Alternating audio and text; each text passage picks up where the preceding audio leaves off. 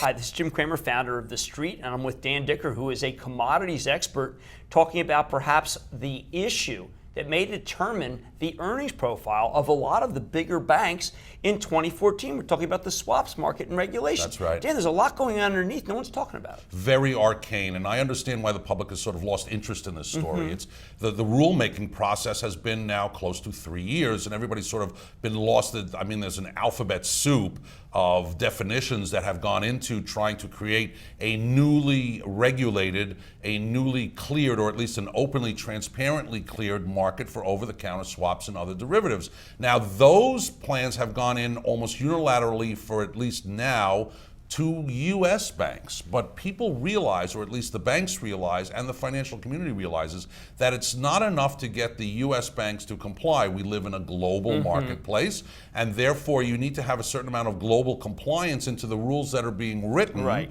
And if you don't get that, what happens is, or at least the banks will argue, that they are at a disadvantage competitively to banks elsewhere that run under laxer rules. So do we drive out, does the lack of transparency drive out the potential attempts to try to get transparency? Well, it's an interesting question. I mean, Gary Gensler, who is the head of the CFTC, who's been, obviously, they've been the rulemaking body here, not the SEC, which has been very interesting, has planned a meeting in Montreal in June of this year to meet with EU commissioners to see if he can get some sort of compliance. And in fact, there is, or at least an agreement on compliance.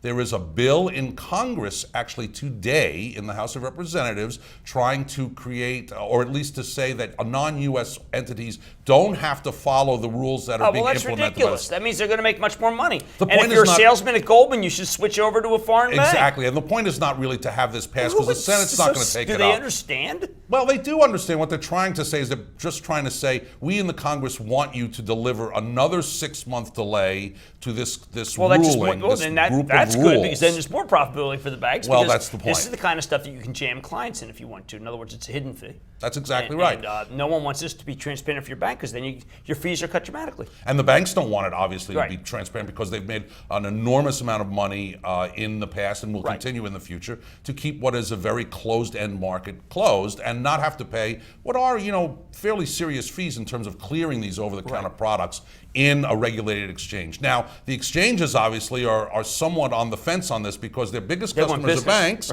right? So they have that on one side. But someone like CME is going to create a brand new clearing and trading business inside derivatives that they never had before. So the CME stock is a very interesting way to kind of look at this, or an actionable way to kind of look at this process as it goes on. I know it's very arcane. I know the public doesn't care about it, but this really matters, because Dodd-Frank, not only earnings, but Dodd-Frank is our Glass-Steagall, our generation's Glass-Steagall, and the outcome of that, I think, will matter going forward. Maybe not this year, but 5, 6, 7. There's always something that comes down the road that matters in these regulations. All right, thank you, Dan Dicker, our commodities expert. I think that people they're just not getting this. It matters tremendously.